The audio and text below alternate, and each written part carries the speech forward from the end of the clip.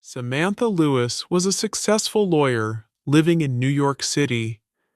She had everything people dream of: a great job in a tall building, a nice apartment on the Upper West Side, a husband who was also successful, and two sweet kids, Emily, age 7, and Max, age 5. Her life looked perfect from the outside. Every morning, Samantha wore a sharp suit, fixed her hair neatly, and walked quickly down busy streets with a coffee in one hand and her phone in the other. She was respected at her law firm. Her clients trusted her. She was known for being calm in the courtroom and kind outside of it. People admired her for her ability to balance so much and still remain composed. But one evening, everything changed. It was late. The kids were asleep. Samantha was sitting at the kitchen table, going over some documents, when David, her husband, came in. He looked serious. His eyes didn't meet hers. "I need to talk to you," he said. She looked up. "What's wrong?" "I can't do this anymore," he said quietly. "I'm not happy. I haven't been happy for a long time." Samantha's heart skipped a beat. "What are you saying?" "I want to leave," he said. "I've already found a place.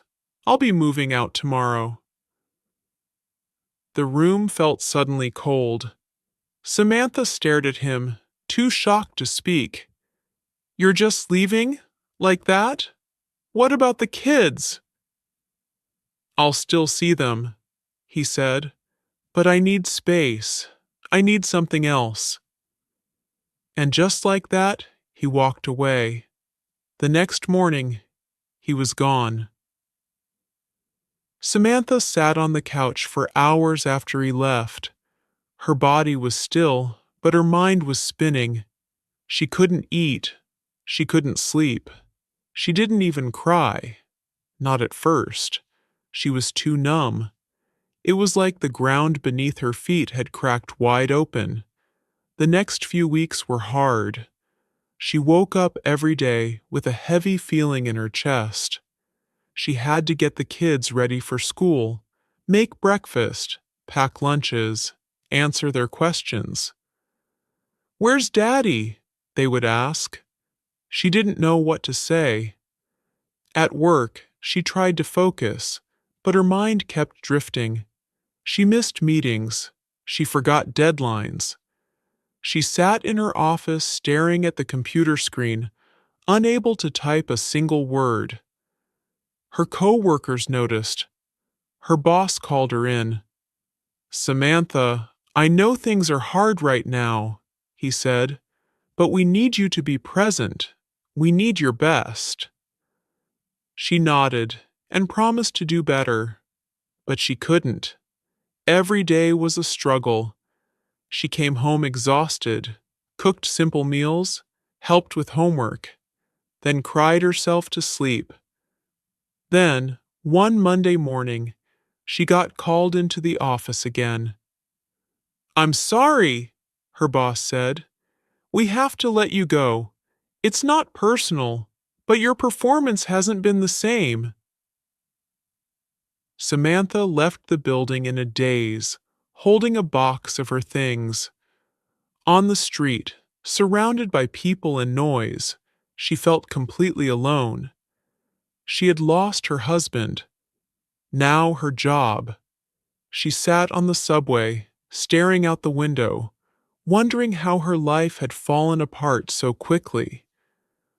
Her reflection in the glass looked unfamiliar, tired, broken, and uncertain.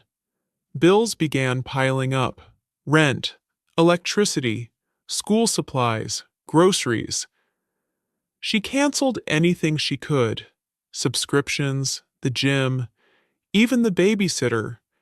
She sold clothes, jewelry, and electronics online just to keep the lights on. But the hardest part wasn't the money. It was the silence. When the kids were asleep and the apartment was quiet, she sat on her bed, hugging her knees, feeling broken. Some days she didn't shower. Some days she forgot to eat. She didn't answer texts. She didn't return calls. The once lively home had become a place of stillness and sorrow. One afternoon, she picked up the phone and made a call to her mom. "I think I'm falling apart," she said in a shaky voice. Her mom came the next day. She stayed for a week, cooked meals, took the kids out, and held Samantha while she cried. "You're strong," her mom whispered, "even when you don't feel like it." Her mom encouraged her to go outside. Just a walk, some fresh air. So one morning, after dropping off the kids at school, Samantha walked through Central Park. She sat on a bench near the lake and watched ducks swim by. The sun was warm on her face. For the first time in weeks, she felt something close to peace. That's where she met Carla. Carla was sitting on the same bench, knitting. She was older, maybe in her 60s, with kind eyes and a soft smile. "You look like you're carrying the world on your shoulders," Carla said gently. Samantha laughed a little, then surprised herself by opening up. She told Carla about the breakup, losing her job, the sadness, the fear. Carla listened, then said, "I've been through divorce too. It nearly broke me. But it didn't. You'll get through this." They talked for an hour. Before leaving, Carla handed her a card. "There's a women's support group that meets every Thursday. Come. Just listen if you want. No pressure." That Thursday, Samantha sat outside the building for 10 minutes before finally walking in. The room was warm and simple, filled with women of all ages. Some cried. Some smiled. Some simply listened. When it was Samantha's turn to speak, she said quietly, "I don't even know who I am anymore. I used to be strong. Now I feel like nothing." A woman across from her said, "You're not nothing. You're just healing. It takes time." Samantha came back the next week, and the next.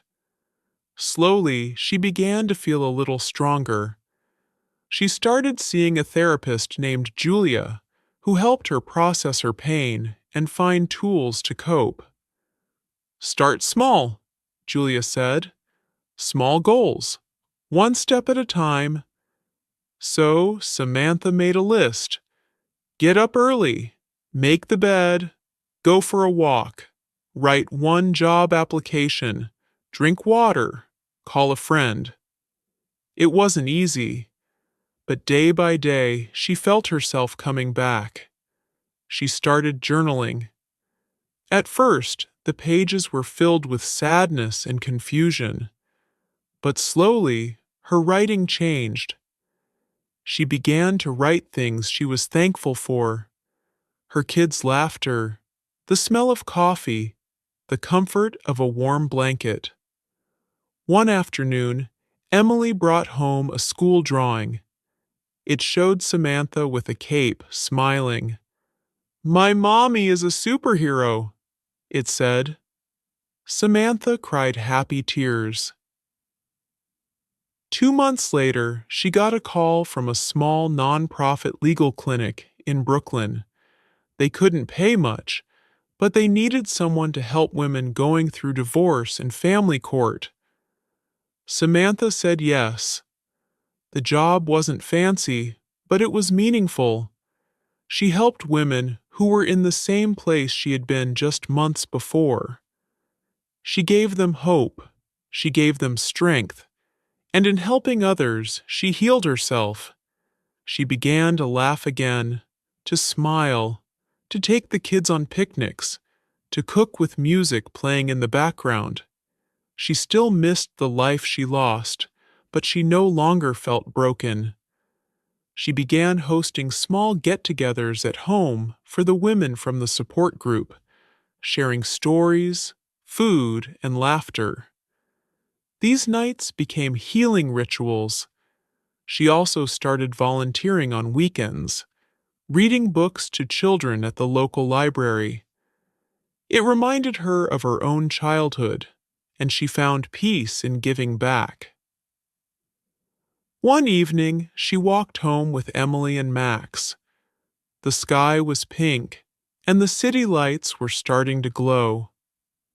Max reached up to hold her hand. "I'm glad you're my mommy," he said. Samantha smiled. "Me too, sweetheart." She paused on the corner, looked up at the tall buildings, and took a deep breath.